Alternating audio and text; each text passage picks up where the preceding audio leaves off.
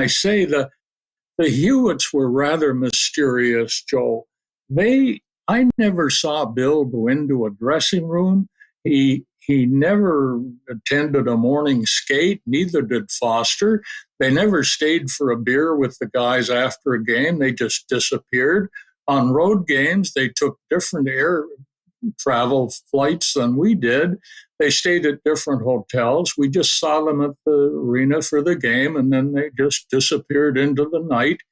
I don't think Bill really wanted to be a broadcaster. I think Foster said, "You're going to do what I did for 50 years or more."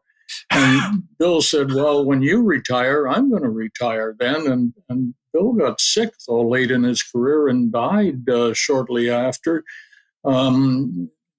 It was difficult to pinpoint the Hewitts. Foster, of course, deserves praise for being the number one broadcaster in the world, I guess, at one time. He started in 1923, I believe, I'm doing some research on that for a book I'm doing called The Maple Leaf Forever. And there's some old dispute whether Foster started on a certain date or another date. He didn't seem to know in his memoirs which date it was. But he got started doing radio at the old Mutual Street Arena in Toronto, and when Hockey Night in Canada blossomed with the building of the gardens and winning cups and everything, well, he was a mainstay every Saturday night.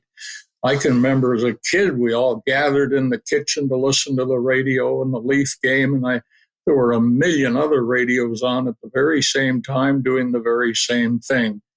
With Bill, I think he would rather have been maybe an outdoorsman, a game warden, perhaps. He loved the outdoors.